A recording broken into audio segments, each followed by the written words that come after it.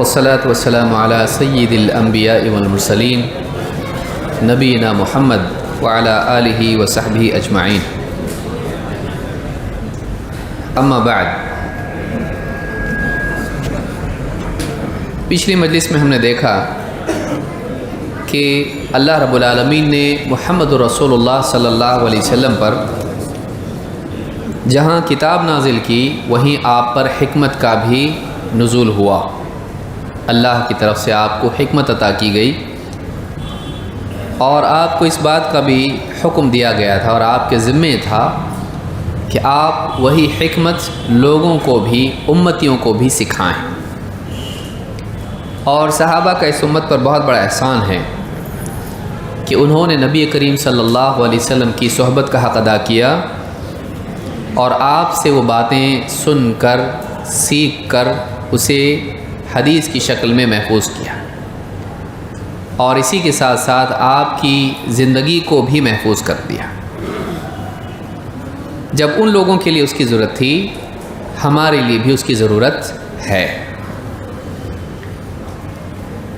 قرآن کریم کی ایک آیت سے معلوم ہوتا ہے کہ یہ چیز صرف ان لوگوں کے لیے خاص نہیں تھی، بلکہ بعد میں آنے والوں کے لیے بھی اس چیز کی ضرورت ہے کہ جو تعلیم و تربیت اللہ کے نبی صلی اللہ علیہ وسلم نے صحابہ کی اور جو انہیں آپ سے فائدہ ہوا، انہوں نے آپ سے استفادہ کیا، وہ جو علم تھا ان کے ساتھ خاص نہیں تھا۔ تلاوت آیات، تزکیہ اور تعلیم کتاب و حکمت، اس کے محتاج جہاں وہ تھے بلا واسطہ، براہ راست نبی کی صحبت سے انہوں نے فائدہ اٹھایا، براہ راست نہ صحیح بالواسطہ طور پر پوری امت اس کی محتاج ہے اور پوری امت کو اسی تعلیم و تربیت کی ضرورت ہے۔ قرآن کریم میں اللہ تعالیٰ فرماتا ہے هو الذی بعث فی الامیین رسولا منہم، وہی اللہ ہے جس نے ان پڑھ لوگوں میں، امیوں میں ایک رسول مبعوث کیا، بھیجا، یتلو علیہم آیاتہ، جو اللہ کی آیتیں انہیں پڑھ کر سناتا ہے، ویزکیہم، اور انہیں پاک کرتا ہے، ان کا تزکیہ کرتا ہے، ویعلمہم الکتاب والحکمہ، اور انہیں کتاب و حکمت کی تعلیم دیتا ہے۔ یہ تو پہلے بھی گزرا۔ وَإِن كَانُوا مِن قَبْلُ لَفِي ضَلَالٍ مُبِينٍ، جبکہ ان کا حال یہ تھا کہ اس سے پہلے یہ کھلی گمراہی میں پڑے ہوئے تھے، یہ لوگ جن کی تربیت رسول کر رہے ہیں۔ لیکن آگے اللہ نے ایک بات کہی، وہ جو تھی وہ آل عمران کی آیت تھی، یہ سورہ جمعہ کی آیت ہے۔ اس میں اللہ نے فرمایا وَآخَرِينَ مِنْهُمْ لَمَّا يَلْحَقُوا بِهِمْ وَهُوَ الْعَزِيزُ الْحَكِيمُ، اور کچھ لوگ ان کے بعد بھی آنے والے ہیں جو ابھی تک ان سے آ کے ملے نہیں ہیں، اور اللہ تعالیٰ العزیز ہے، الحکیم ہے، زبردست، غالب ہے، حکمت والا ہے۔ سورۃ الجمعہ آیت نمبر 2-3۔ پوری بات وہی ہے جو سورہ آل عمران میں آئی، آخر میں ایک ٹکڑا زیادہ ہے کہ وہی اللہ ہے جس نے امیوں میں رسول بھیجا، اہل ایمان میں اس کو بھیجا تاکہ انہیں کتاب کی آیتیں پڑھ کے سنائیں، ان کا تزکیہ کرے اور کتاب و حکمت کی ان کو تعلیم دے۔ لیکن ایک اور بات بیان کی اس کے ساتھ، اور کچھ لوگ بھی ہیں جو ان کے بعد آنے والے ہیں، جو ابھی آ کے ان کو ملے نہیں ہیں، ان کا تذکرہ کیا ہے؟ یہ ساری چیزیں جو ہیں وہ ان کے لیے بھی ہیں۔ وَآخَرِينَ مِنْهُمْ لَمَّا يَلْحَقُوا بِهِمْ، اور ان کے بعد کچھ لوگ ہیں جو ابھی ان سے آ کے ملے نہیں ہیں۔ تو علماء نے کہا، ابن الجوزی ہیں، اسی طرح سے امام القرطبی ہیں، کہتے آیت کا سیاق بتا رہا ہے کہ پہلے تو ڈائریکٹلی ان لوگوں نے فائدہ اٹھایا، لیکن یہ صرف ان کے ساتھ خاص نہیں ہے، بلکہ آپ کی تعلیم و تربیت اس کے محتاج وہ لوگ بھی ہیں، اس سے استفادہ وہ لوگ بھی کریں گے جو بعد میں آنے والے ہیں، جو ان سے آ کے ملے نہیں ہیں، یعنی وہ صحابہ میں سے نہیں ہیں، لیکن ان کے لیے بھی اس کی ضرورت ہے۔ اور اس کی کوئی حد بندی کی، پہلی صدی تک، دوسری، تیسری نہیں، کوئی جنریشن کی حد نہیں ہے۔ تو معلوم ہوا کہ وہ جو تعلیم و تربیت آپ کی تھی وہ صحابہ کے ساتھ خاص نہیں تھی۔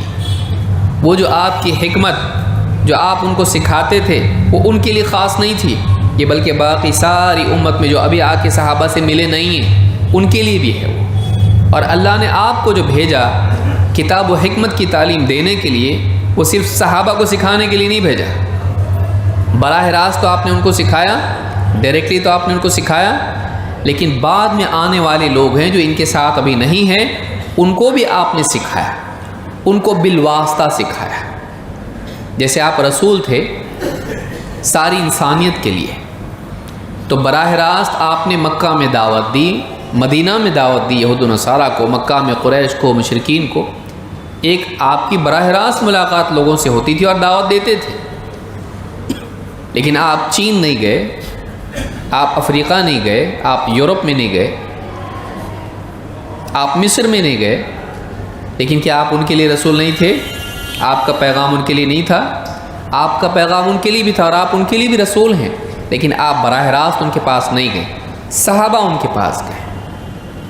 بعد کے دور کے تابعین، تبع تابعین اور بعد کے مسلمان ان کے پاس گئے اسی پیغام کو لے کر۔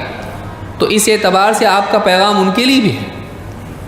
تو ضروری نہیں کہ براہ راست نبی تربیت کرے، آپ کی تربیت براہ راست صحابہ کے لیے تھی، لیکن بالواسطہ ساری انسانیت کے لیے، بلکہ خصوصاً سارے مسلمانوں کے لیے تھی۔ تو یہاں پر اس آیت سے معلوم ہوتا ہے کہ وہی آیات کا پڑھنا اور آپ کا تزکیہ کرنا اور آپ کا تعلیم دینا کتاب و حکمت کی، یہ صحابہ کے ساتھ خاص نہیں تھا۔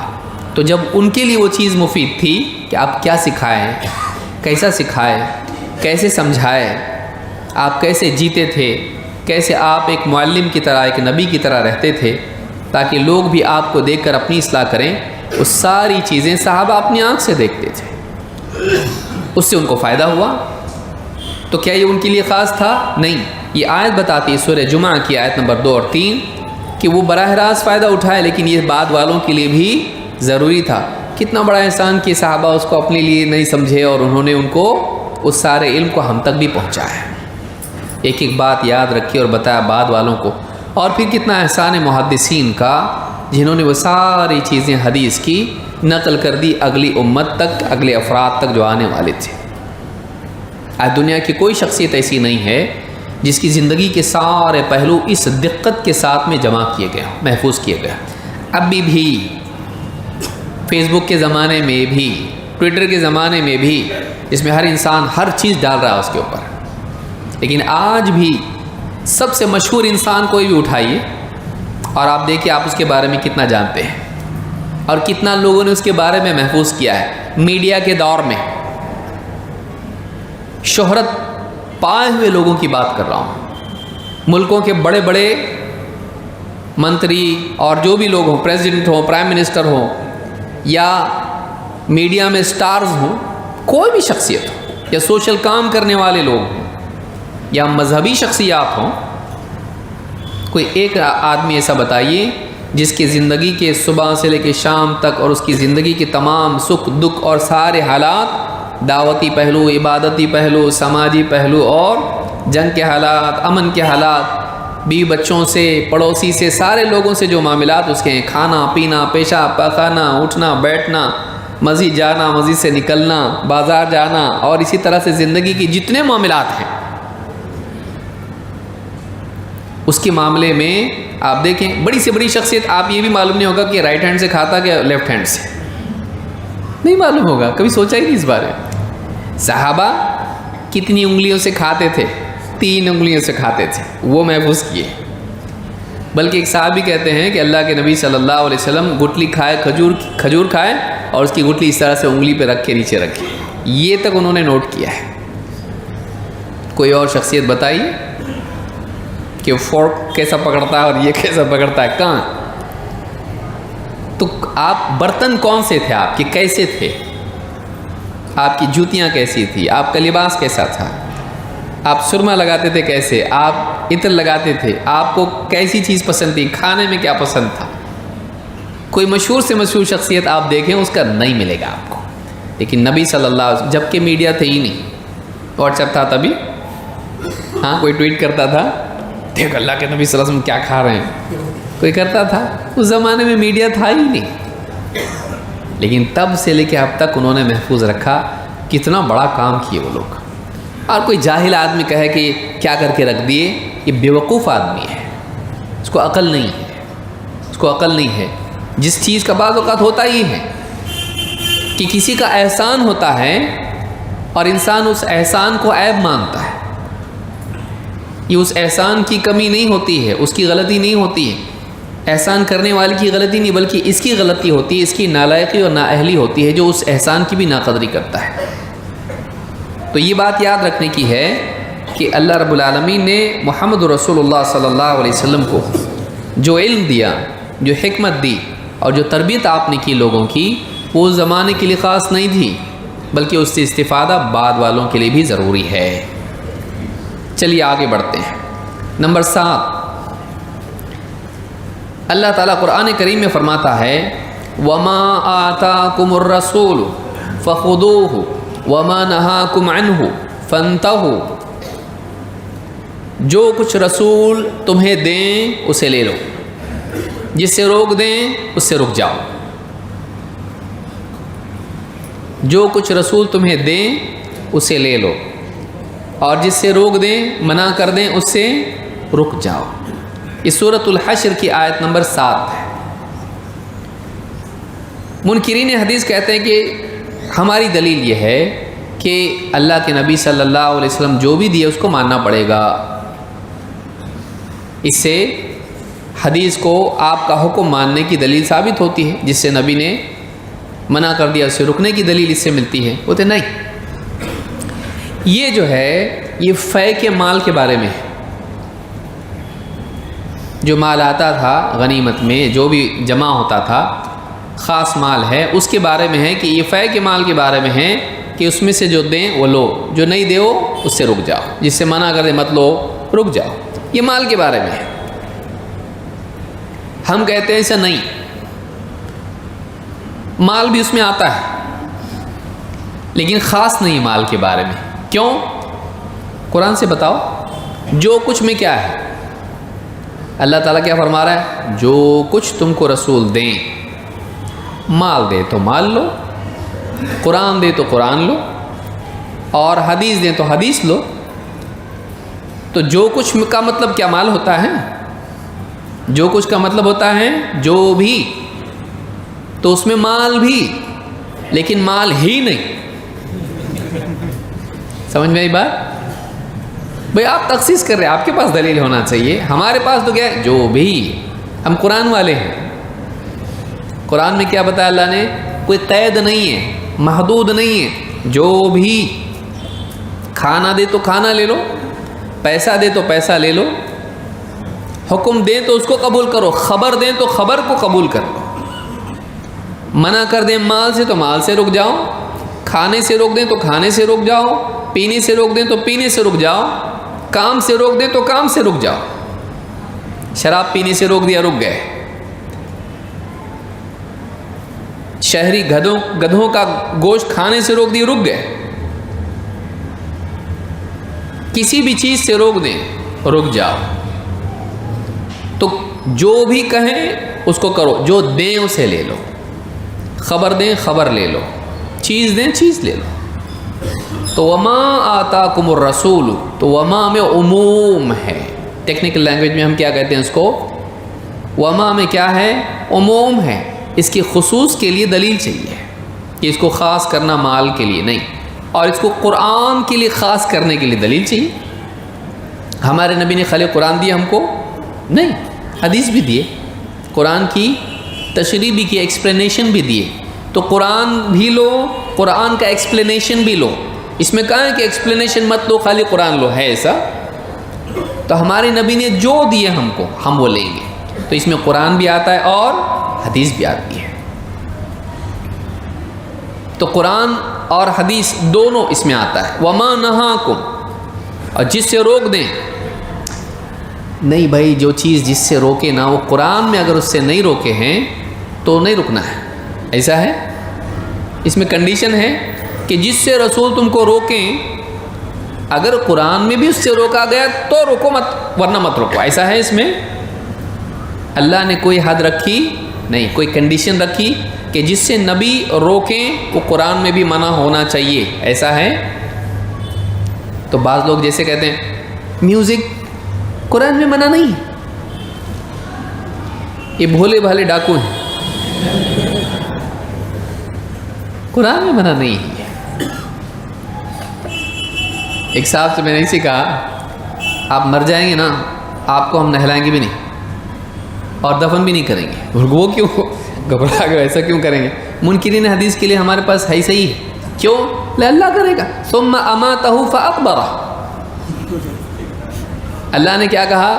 انسان کو اللہ نے پیدا کیا، اس کے بعد میں کیا کہا؟ ثم اماتہ، اللہ نے اس کو موت دے دی، فاقبرہ، اور قبر میں پہنچا دیا۔ کہ اللہ نہیں پہنچایا، اللہ ہی پہنچائے گا آپ کو، ہم تو ایسے ہی چھوڑ دیں گے۔ نہلانے کا ذکر قرآن میں ہے میت کو، تو آپ کو کیوں نہلائیں؟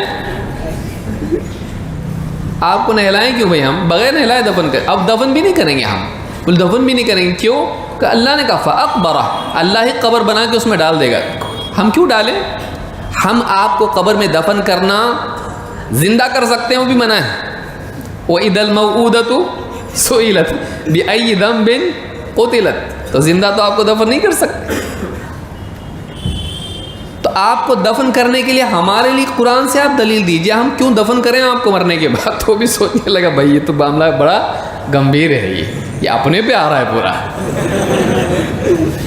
نہ غسل نہ دفن نہ کفن، ہاں غسل بھی نہیں، کفن بھی نہیں، دفن بھی نہیں۔ اگر آپ کو ایسا چاہیے تو یا تو حدیث مانو، پھر ہم کریں گے انشاءاللہ، یا پھر آپ قرآن سے دلیل دو اس کی، کہاں ہے؟ زیادہ سے زیادہ جنازے کی نماز کے لیے دلیل لا سکتا ہے وہ، ہاں، لیکن وَلَا تُصَلِّ أَحَدٍ مِّنْهُمْ مَاتَ أَبَدًا، تو ان کے لیے نماز پڑھنے کا تو ذکر قرآن میں ہے، منافقین کی نہیں پڑھنا لیکن مسلمان کی پڑھنا۔ باقی ساری چیزیں کہاں ہیں؟ غسل، کفن، دفن قرآن میں نہیں ہے۔ تو اگر یہ قید اگر آدمی لگاتا ہے تو پھر خود پہلے اسی کے لیے عمل کیا جائے گا، آپ سے شروعات۔ بھائی ہم قرآن پہ عمل کرتے ہیں، ہاں حدیث پہ عمل نہیں کرتے، تو آپ کے لیے کیوں ہم کریں یہ سب کچھ؟ کیوں اور آپ کی چاہت بھی وہی ہے نا جو قرآن پہ عمل کرنا چاہیے، خصوصاً آپ کے لیے ہم اہتمام یہ کریں گے، چھوڑ دیں گے آپ کو ایسی، کوئی دفن نہیں کرے گا آپ کو۔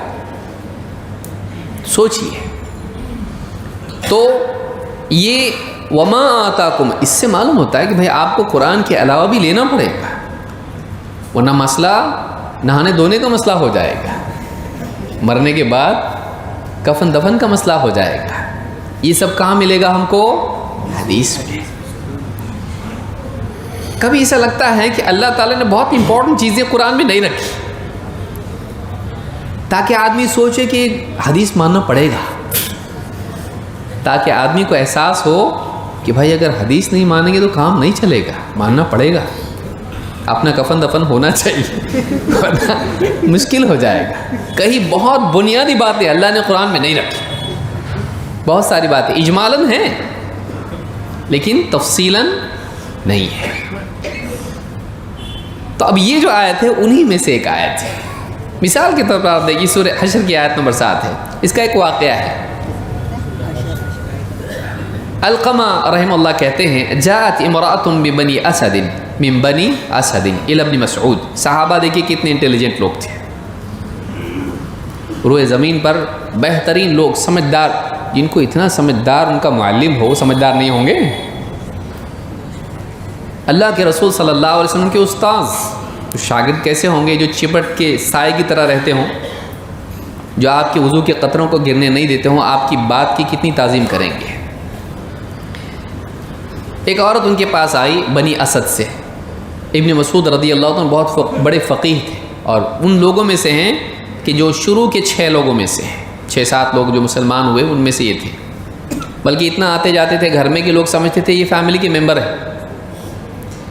تو ان کے پاس آئی فقالت انہ بلغنی انک تقول لعنت الواشمۃ والمستوشمہ والنامصۃ والمتنمصہ۔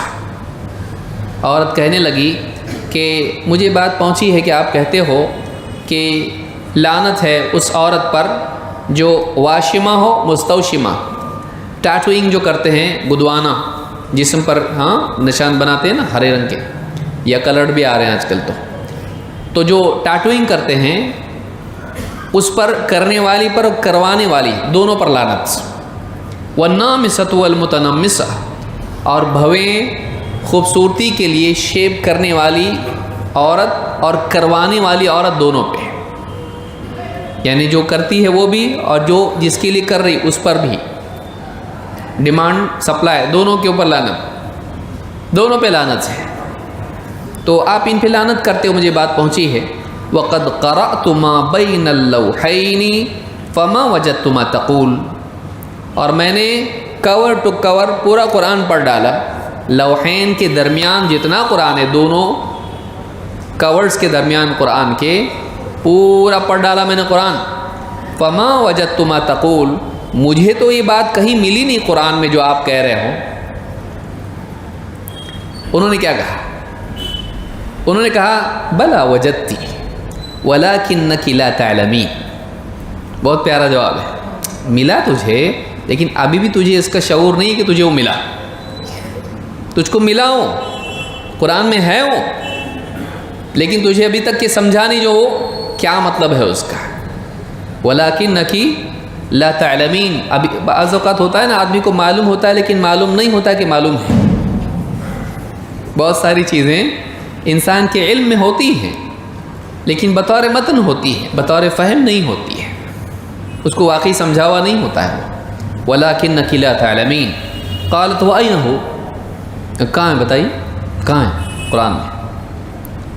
انہوں نے کہا قَالَ أَمَا قَرَأْتِ وَمَا آتَاكُمُ الرَّسُولُ فَخُذُوهُ وَمَا نَهَاكُمْ عَنْهُ فَانْتَهُوا، تو نے نہیں پڑھا جو کچھ رسول تمہیں دیں اسے لے لو، جس سے روک دیں اس سے رک جاؤ۔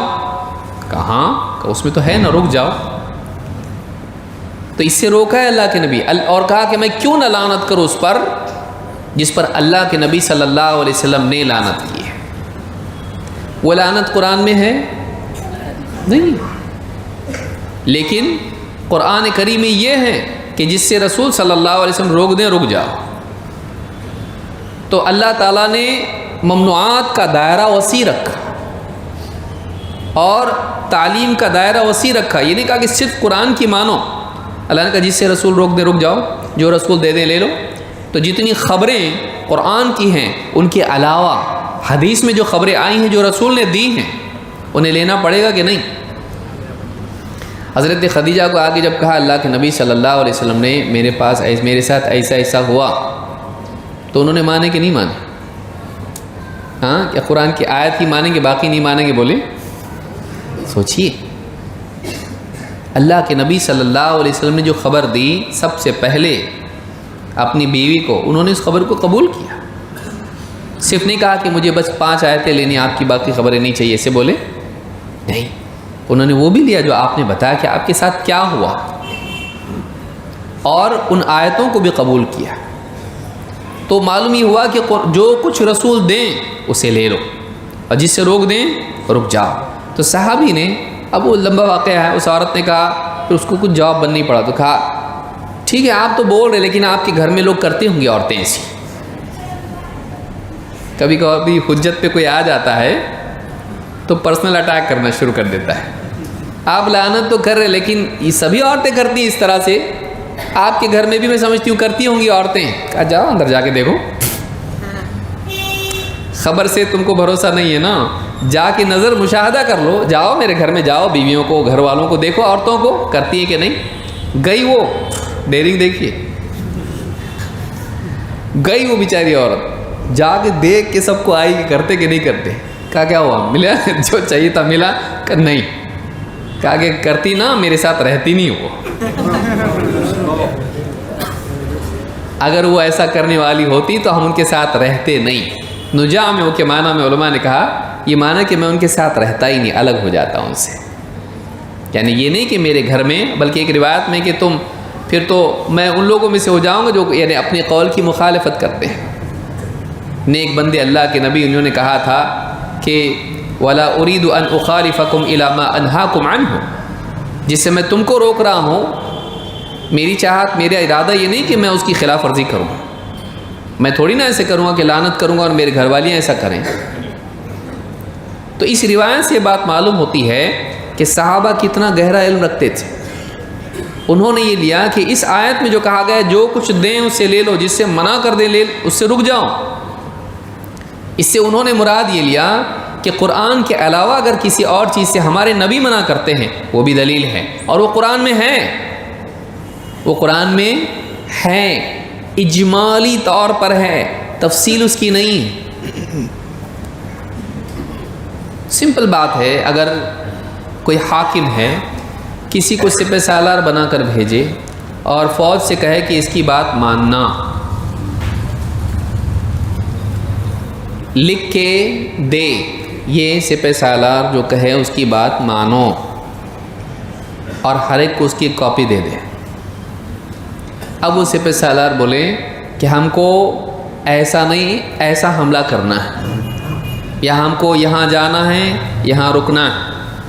فوج بولی یہ جو آیا ہم کو اس میں تو کہیں بھی لکھا ہوا نہیں۔ فوج کیا بول رہی؟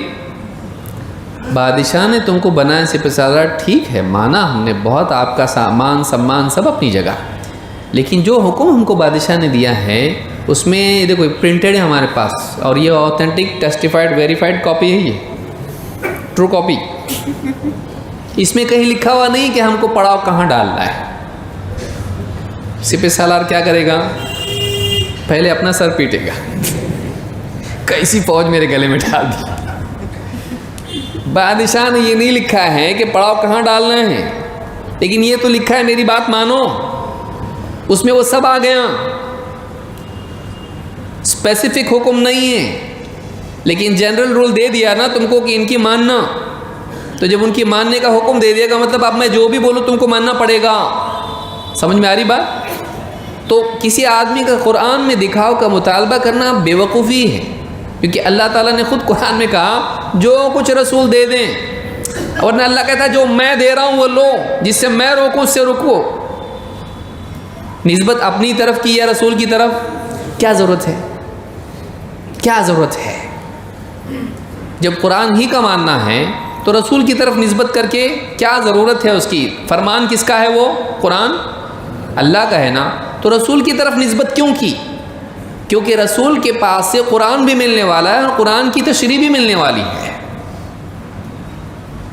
اور رسول کا نام لینے سے قرآن اپنے آپ آ جاتا ہے نہیں، کیونکہ اس میں قرآن آئے گا نا، رسول جو دیں وہ لے لو، تو قرآن بھی دے رہے ہیں، قرآن کے علاوہ بھی دے رہے ہیں، تو ایسا لفظ اللہ نے استعمال کیا جس میں قرآن کے علاوہ بھی زیادہ چیزیں شامل ہیں جو رسول سے ملنے والی ہیں۔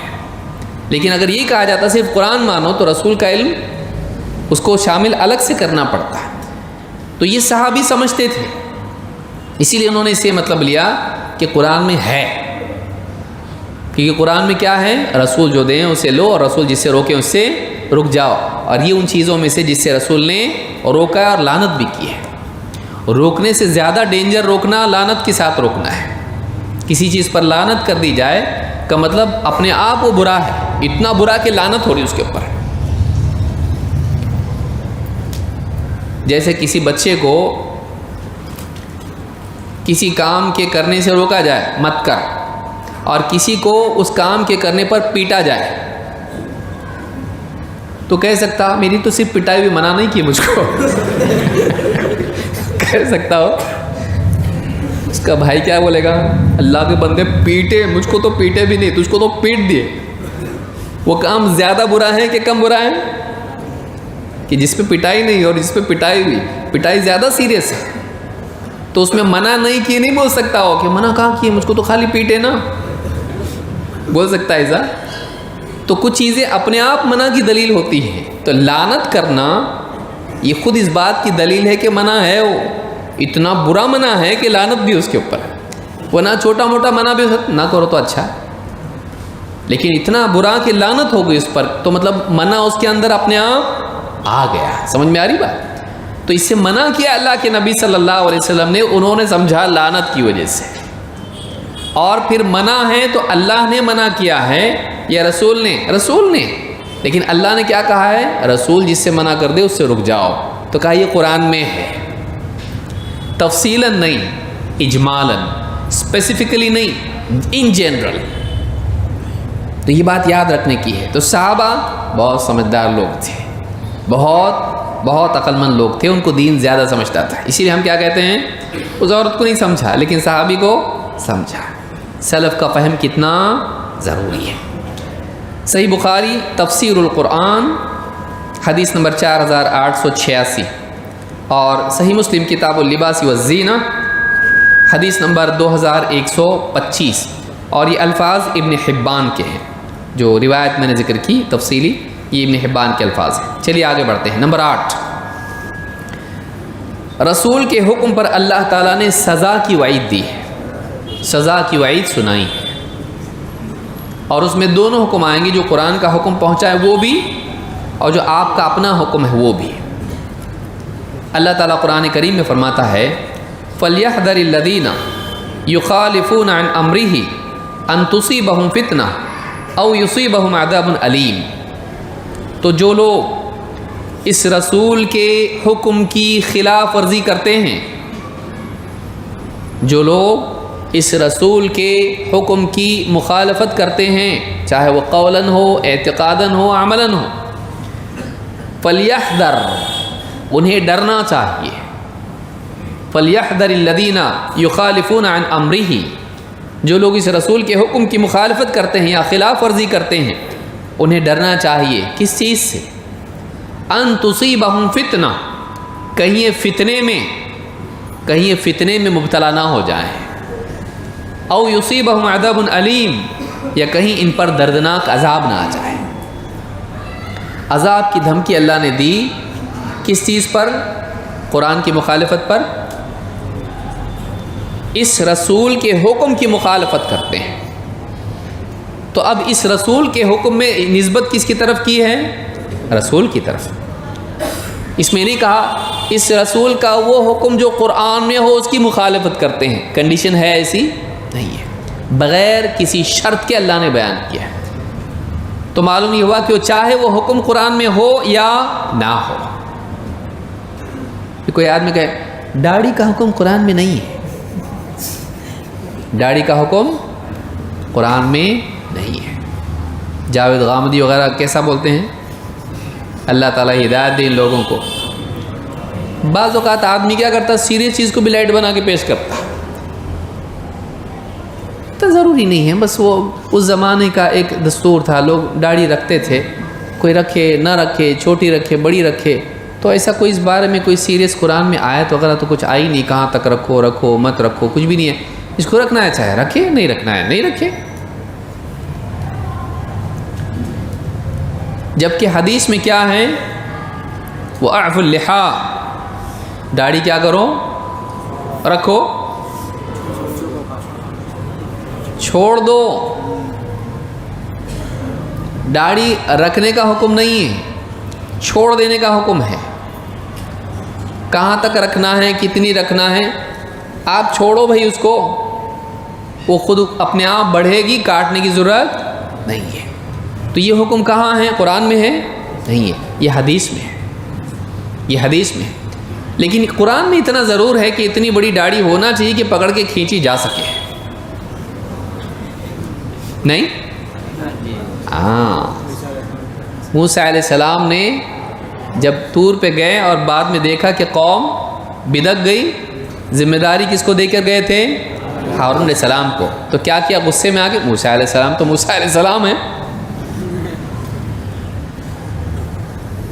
آدمی کو ایک گھونسا مارا، بیچارہ مر گیا ہو، نیت بھی نہیں تھی مارنے کی، نیت نہیں ہو کے مرا ہو،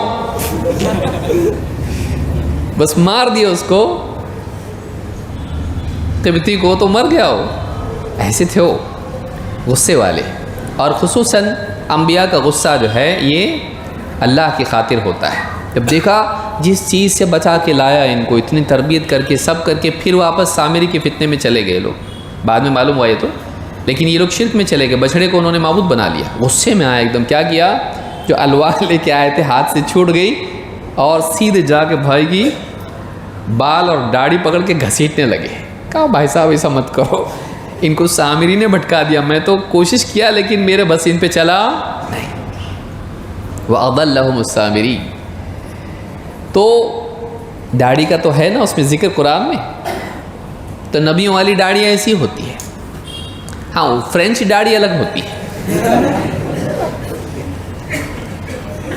تو قرآن سے لینا ہی تھا. اگر یہ بولنا تھا کہ قرآن میں داڑھی کا حکم نہیں ہے تو یہ تو کہتے ذکر تو ہے. لیکن آدمی جب خواہش پرست ہوتا ہے تو چھپا جاتا ہے. تو حدیث میں حکم ہے داڑھی بڑھانے کا، کیونکہ اعفاء کا معنی عربی زبان میں تکثیر کا بھی آتا ہے. فلما عفوا قرآن میں کہا. علماء امام البخاری اس کی تفسیر میں کہتے ہیں کثروا، جب وہ بڑھ گئے. اسی لیے ایک لفظ یہ بھی آیا وَكَثِّرُ اللِّحَىٰ، داڑھی بڑھاؤ. علماء نے کہا کہ دونوں میں کیا مطلب ہے؟ کہا کہ داڑھی چھوڑ دو گے تو بڑھے گی، گھٹتی داڑھی کیا ہوتی؟ بڑھتی. اس کو چھوڑ دو تاکہ وہ بڑھے. ایک سبب ہے، ایک غایت ہے. ایک سبب ہے اور دوسرا اس کی غایت ہے، اس کا آخری حد ہے، اس کی بڑھے گی وہ.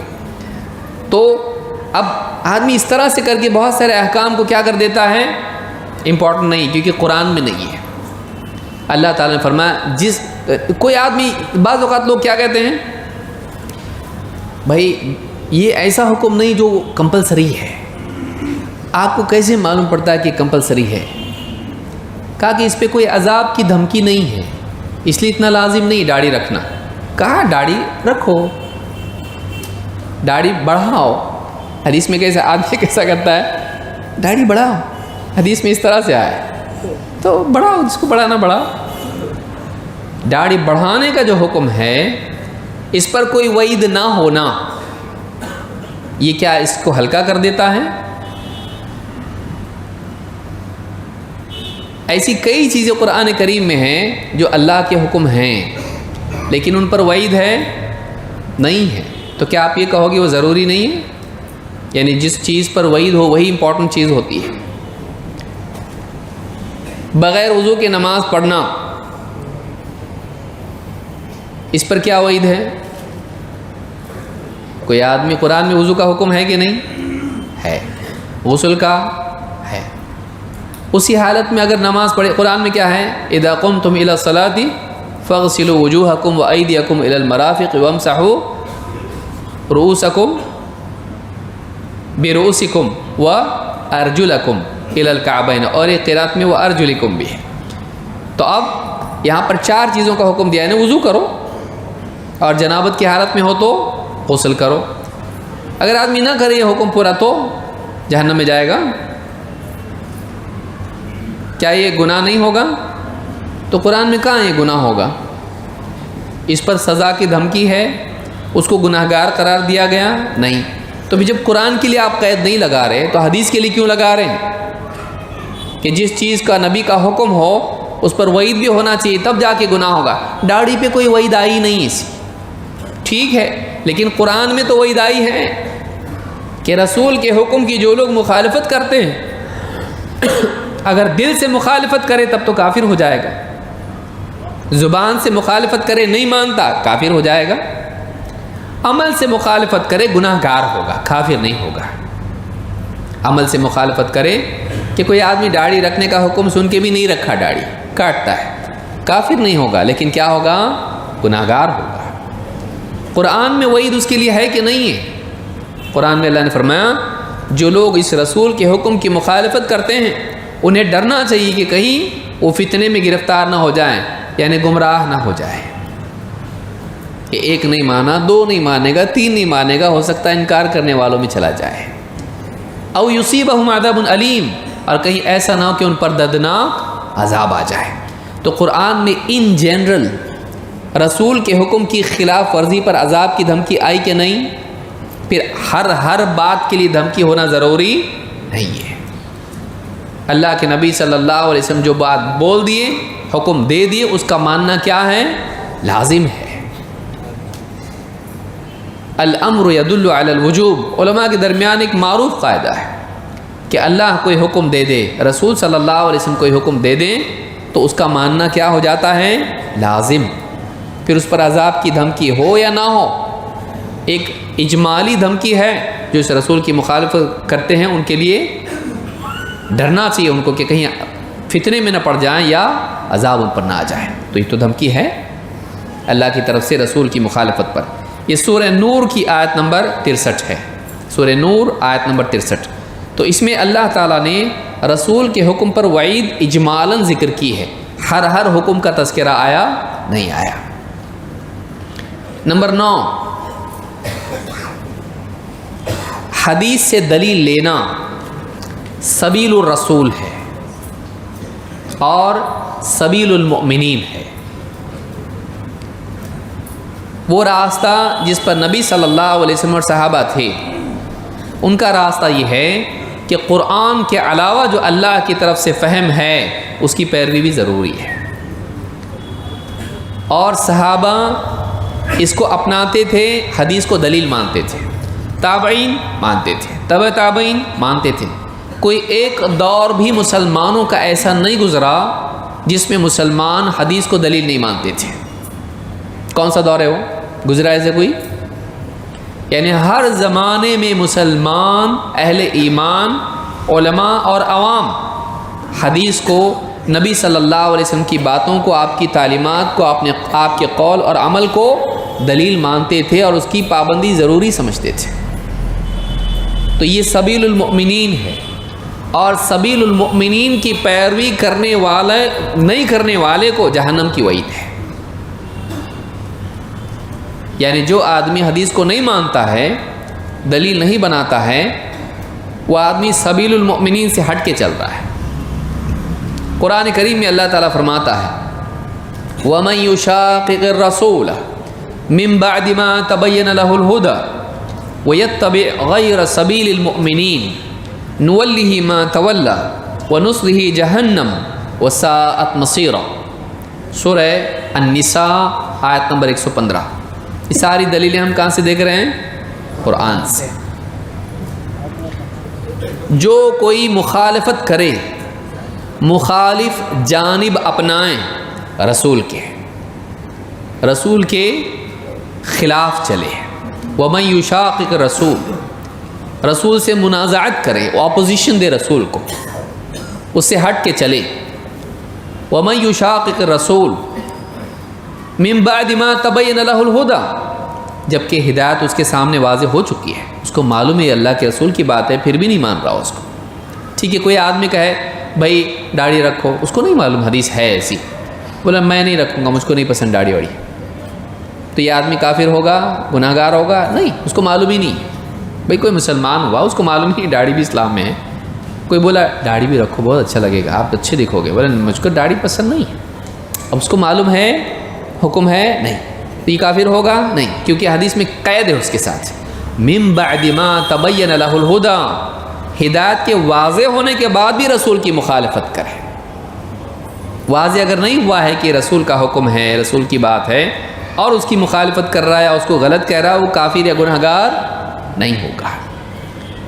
پھر وَيَتَّبِعْ غَيْرَ سَبِيلِ الْمُؤْمِنِينَ، اور مؤمنین کا راستہ چھوڑ کے کوئی اور راہ چلے، نُوَلِّهِ مَا تَوَلَّى، جہاں وہ مڑا ہے اس کو ہم وہیں موڑ دیں گے، یعنی اس کا اپنا چنا ہوا راستہ اس کے لیے آسان ہو جائے گا، گمراہی والا۔ وَنُصْلِهِ جَهَنَّمَ، اور اس کو ہم جہنم میں پہنچا دیں گے، وَسَاءَتْ مَصِيرًا، اور وہ بہت برا ٹھکانہ ہے۔ جہنم میں جانے پر اور دنیا میں گمراہی پر، یہ دو باتیں ہیں، دنیا میں گمراہی کا آسان ہونا، انحراف کا میسر ہونا، اور آخرت میں جہنم واصل ہونا۔ یہ جو دو چیزیں ہیں، کس پر ہے یہ؟ کتنے جرم ہیں؟ جرم کتنے ہیں اس کے؟ دو۔ نمبر 1 رسول کی مخالفت، 2 مؤمنین کے راہ کو چھوڑ کے کوئی اور راہ چلنا۔ صحیح؟ 2 گناہ 2 سزا، ایک رسول کی مخالفت، دوسرے مؤمنین کا راستہ چھوڑ کے چلنا، 2 سزائیں۔